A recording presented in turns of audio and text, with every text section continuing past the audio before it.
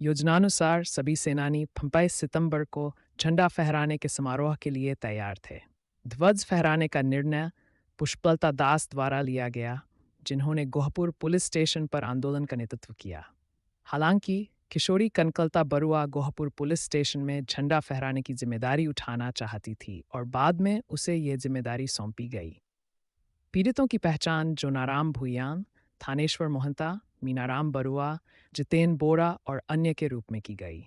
हवाजन, हिलेम, Kalbarri, Balijan और बुराई क्षेत्रों से लाखों लोग गोहपुर पुलिस स्टेशन पर राष्ट्रीय ध्वज फहराने के लिए एकत्र हुए।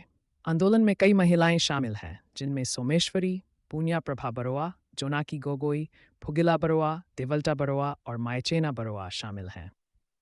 योजनानुसार सभी सेनानी 25 सितंबर को झंडा फहराने के समारोह के लिए तैयार थे। ध्वज फहराने का निर्णय पुष्पलता दास द्वारा लिया गया, जिन्होंने गोहपुर पुलिस स्टेशन पर आंदोलन का नेतृत्व किया। हालांकि किशोरी कनकलता बरुआ गोहपुर पुलिस स्टेशन में झंडा फहराने की जिम्मेदारी उठाना चाहती थी और बाद में उसे ये जिम्मेदारी सौंपी गई। पीड़ितों की पहचान जोनाराम भुइयान, थानेश्वर मोहंता, मीनाराम बरुआ, जितेन बोरा और अन्य के रूप में की गई। हवाजन, हिलेम, कलबारी, बालीजान और बुराई क्षेत्रों से लाखों लोग गोहपुर पुलिस स्टेशन पर राष्ट्रीय ध्वज फहराने के लिए एकत्र हुए। आंदोलन में कई महिलाएं शामिल हैं, जिनमें सोमेश्वरी, पून्या प्रभा बरुआ, जोनाकी गोगोई, फुगिला बरुआ, देवल्टा बरुआ और मायचेना बरुआ शामिल हैं। योजनानुसार सभी सेनानी 25 सितंबर को झंडा फहराने के समारोह के लिए तैयार थे। ध्वज फहराने का निर्णय पुष्पलता दास द्वारा लिया गया, जिन्होंने गोहपुर पुलिस स्टेशन पर आंदोलन का नेतृत्व किया। हालांकि किशोरी कनकलता बरुआ गोहपुर पुलिस स्टेशन में झंडा फहराने की जिम्मेदारी उठाना चाहती थी और बाद में उसे ये जिम्मेदारी सौंपी गई। पीड़ितों की पहचान जोनाराम भुइयान, थानेश्वर मोहंता, मीनाराम बरुआ, जितेन बोरा और अन्य के रूप में की गई। हवाजन, हिलेम, कलबारी, बालीजान और बुराई क्षेत्रों से लाखों लोग गोहपुर पुलिस स्टेशन पर राष्ट्रीय ध्वज फहराने के लिए एकत्र हुए।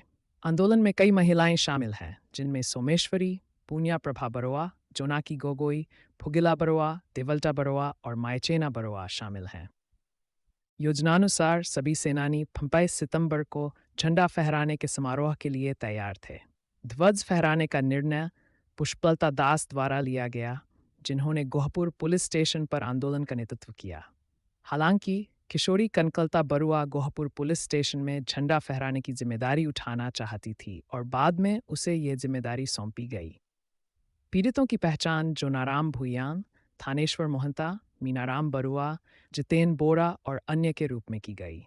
हवाजन, हिलेम, कलबारी, बालीजान और बुराई क्षेत्रों से लाखों लोग गोहपुर पुलिस स्टेशन पर राष्ट्रीय ध्वज फहराने के लिए एकत्र हुए। आंदोलन में कई महिलाएं शामिल हैं, जिनमें सोमेश्वरी, पून्या प्रभा बरुआ, जोनाकी गोगोई, फुगिला बरुआ, देवल्टा बरुआ और मायचेना बरुआ शामिल हैं। 16 वर्षीय लड़की कनकलता बरुआ ने गोहपुर पुलिस स्टेशन की ओर जुलूस का नेतृत्व किया और महात्मा गांधी की जय, स्वराज हमारा जन्मसिद्ध अधिकार है और अंग्रेजों भारत छोड़ो जैसे नारे लगाए। हालांकि गोहपुर पुलिस थाने के प्रभारी रेवती मोहन सोम के नेतृत्व में पुलिस की एक सशस्त्र टीम ने प्रदर्शनकारियों को रोक लिया, लेकिन कनकलता बरुआ के नेतृत्व में मातृभूमि के लिए अपने प्राणों की आहुति देने में संकोच न करने वाले लड़ाके पुलिस की चेतावनियों के बावजूद मौत से नहीं डरे। पीड़ितों की पहचान 19 वर्षीय रेवती मोहन सोम के रूप में हुई, जो उसी क्षेत्र की निवासी थी। पीड़ितों की पहचान 19 वर्षीय रेवती मोहन सोम के रूप में हुई, जो उसी क्षेत्र की निवासी थी। पीड़िता की पहचान सहायक पुलिस अधिकारी कनकलता बरुआ के रूप में हुई है।